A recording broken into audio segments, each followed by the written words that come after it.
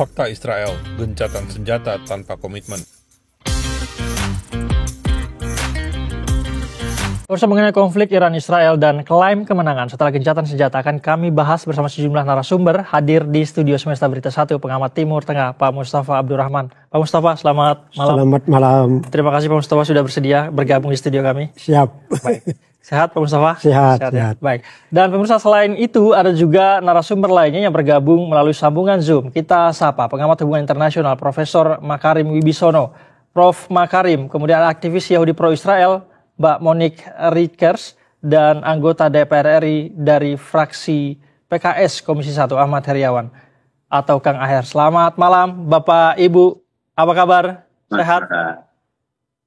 Malam. Baik-baik, alhamdulillah. Baik. Mbak Monique, gencatan senjata, kesepakatan gencatan senjata, apakah ini Anda melihat sebagai akhir dari konflik antara Iran dan Israel? Terima kasih. Kalau ditanya apakah ini akhir dari konflik Israel dan Iran, terus terang saya bilang tidak akan berakhir. Oke. Kenapa? Karena tadi kita bisa melihat tampilan video yang dimunculkan oleh BTV sendiri. Bagaimana rakyat Iran berkumpul di tengah pusat kota Teheran, di tengah setelah gencatan senjata, mereka merayakan kemenangan dan slogan-slogan matilah Israel, matilah Amerika masih disuarakan. Jadi ini gencatan senjata basa-basi. Selama tidak ada komitmen dari Iran untuk menghentikan program nuklir Iran, maka Israel berhak melindungi wilayah dan warga negaranya dari kemungkinan diserang dengan bom nuklir. Yang perlu kita sadari, Israel itu adalah negara kecil. Luasnya itu hanya 22.000 kilometer, berbeda dengan kilometer persegi, berbeda dengan Iran yang luasnya 1,9 atau 1,6 juta kilometer persegi.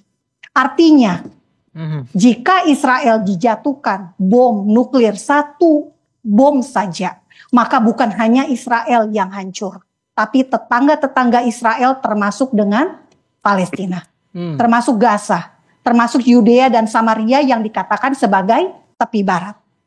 Nah, kalau tema hari ini adalah merayakan kemenangan Israel dan Iran. Setahu saya, Israel tidak merayakan kemenangan.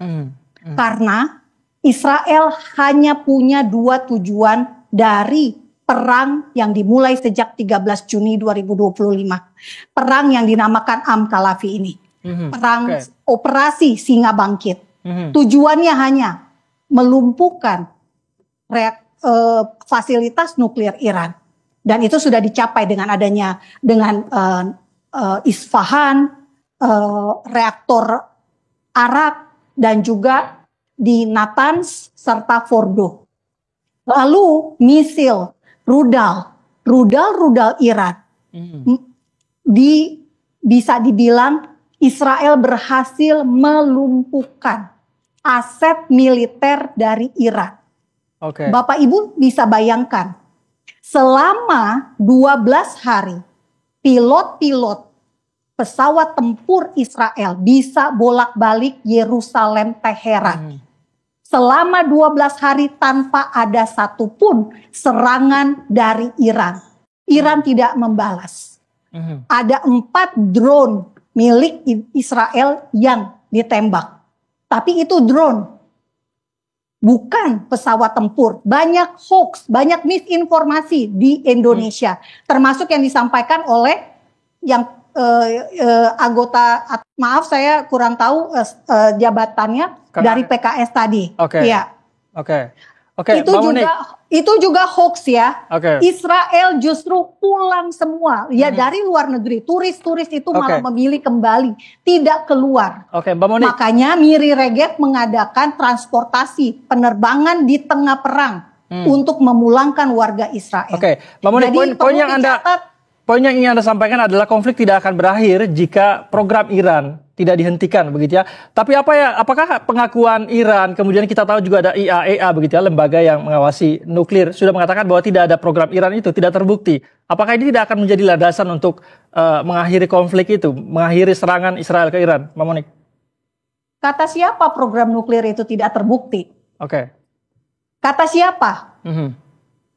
Sejak Iran bersepakat di tahun 2015, Iran hanya boleh memperkaya uranium sampai kadar 3,6%. Tetapi kemudian ditemukan peningkatan sudah sampai 60%.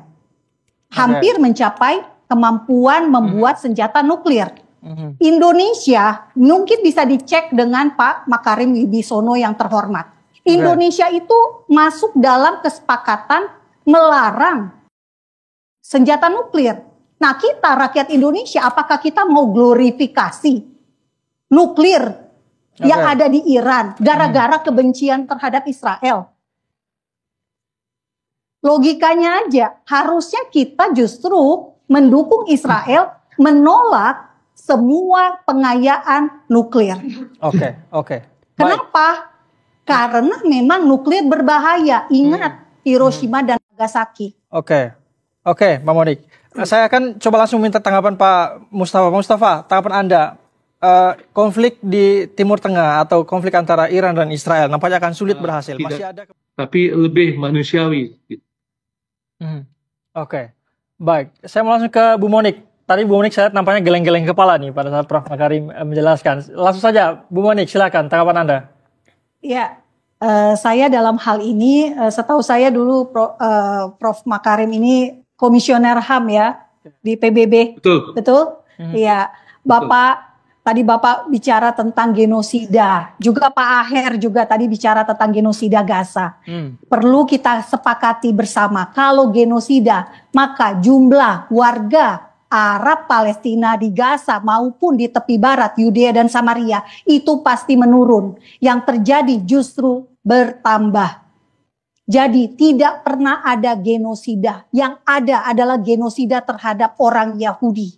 Terjadi pada 7 Oktober 2023. Hamas, Jihad Islam, 7 kelompok teror beserta warga sipil Gaza menyerang Israel. Pada satu hari saja, hampir lebih dari 1.200 orang tewas, 253 orang disandra. Sampai hari ini masih ada 50 orang ditawan.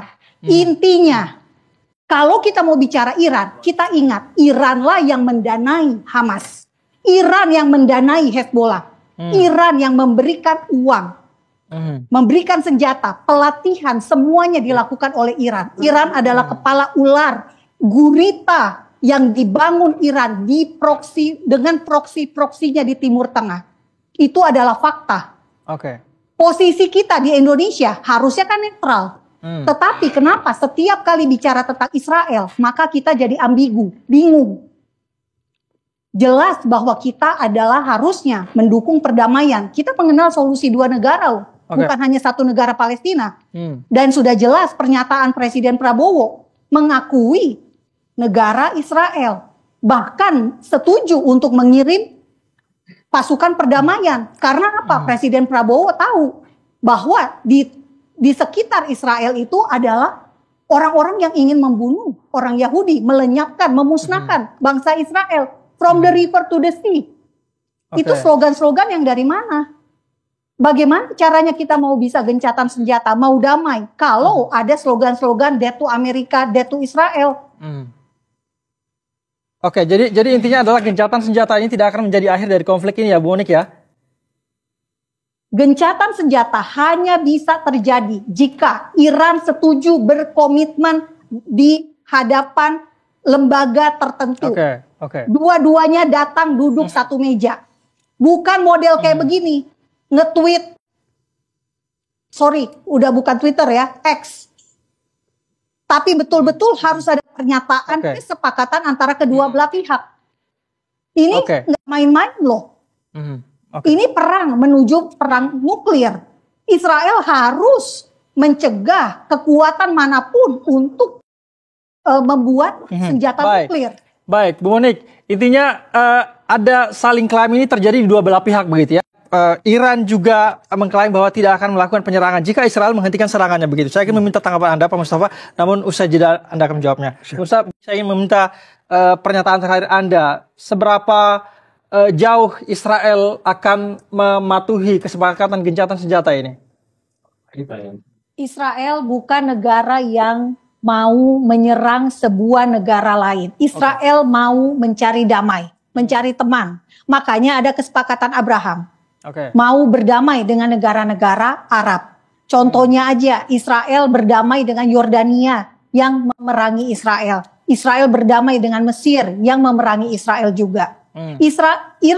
Iran justru mengakui Israel sebagai negara negara kedua setelah Turki. Ketika Israel merdeka tahun 1948. Jadi semua ini bisa berubah karena ada perubahan rezim. Tahun 1979 rezim Islam Iran.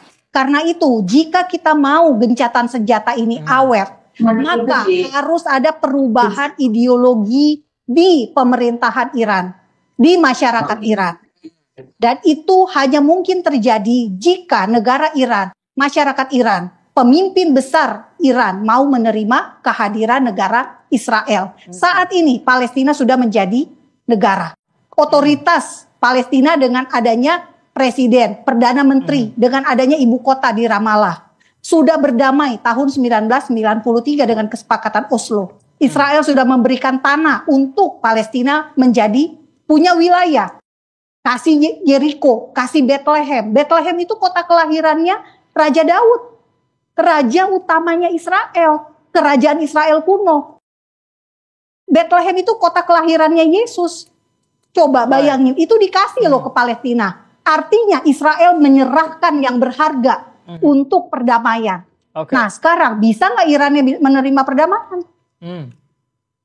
Artinya Anda mengatakan dari sisi Israel ini akan mematuhi gencatan senjata itu ya, Bu Monik ya, itu poinnya ya? Poinnya adalah harus, singkat tadi saja. saya sudah katakan, harus bertemu. Komitmennya seperti apa? Apa yang Iran berikan untuk berdamai ini, untuk gencatan senjata ini mulus? Masih harus ada pertemuan begitu ya, agar kemudian tindak lanjut dari gencatan senjata ini bisa benar-benar mengakhiri konflik. Terima kasih Bu Monik sudah bersedia berbincang bersama kami di Berita Satu Utama. Salam sehat Bu Monik.